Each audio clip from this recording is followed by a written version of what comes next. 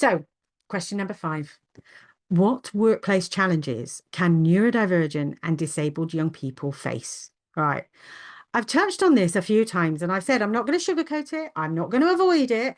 We do have to be honest, and that some of our children and some of our young people, some of the people that we work with professionally will experience barriers and challenges in the workplace.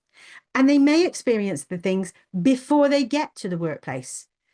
So here's a slide I've put together and thought about what's going to stop young people achieving success. Okay, there's a whole range of things on here I think they're hexagons, but I could be wrong because I'm not that good at shapes and maths. So there are things like support. Do they have the right support in place? And if we think about their journey through school and education, have they had the right support in place in school? If yes, great. Well, we need to replicate that. We need to demonstrate that that's needed in the workplace too. If they haven't had great support already or up until now, where can they get the support? Access to work is the first starting place. Coming to talk to us at Inclusive Change at Work and working and asking us, well, what can we do specifically for my young person or specifically for a young person? Come and talk to us and we'll give you some tips. We'll talk about what we could do.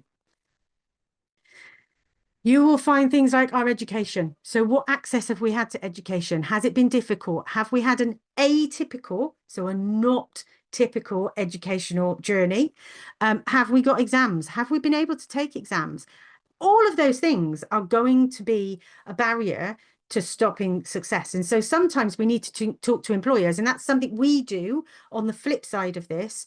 Inclusive Change at Work, we talk to employers about what they can do to open their doors and reduce barriers to success. And we're doing a session later on exactly that.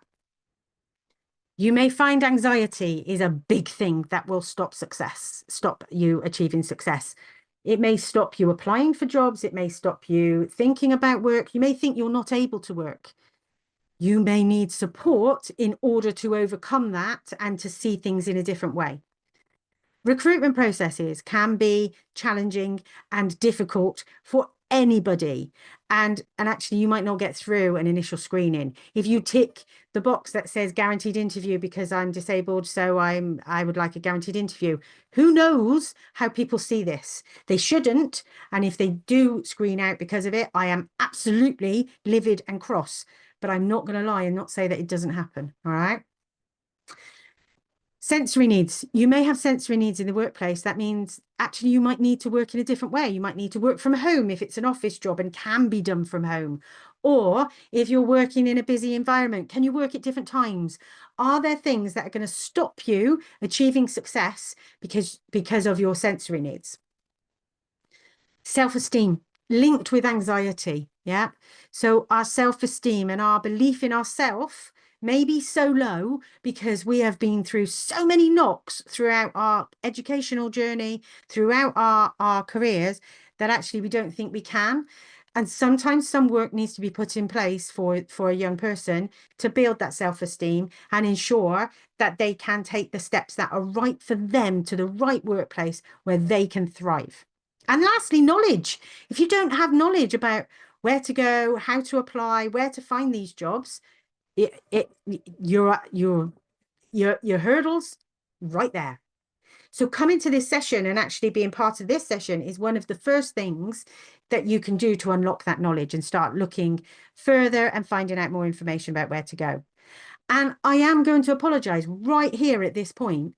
I know this is overwhelming. I know there is too much. And if you are in the midst of thinking about post-16 and thinking about where to go and how to do stuff, I know I've been there. I can only say we chunk things up little by little.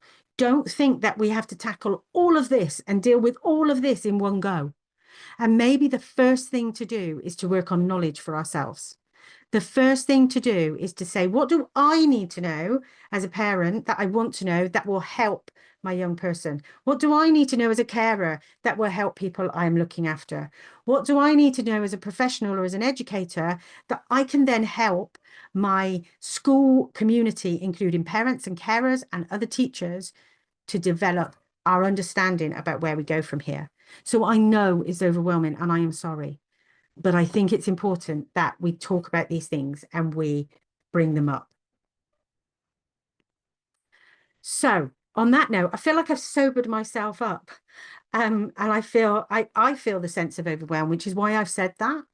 And if I'm feeling it, I know that others will too. All right. So I don't mean to do this in a way that feels scary. What I want you to know is that there are some things that we can do and that you can do, but actually we need to take it step by step.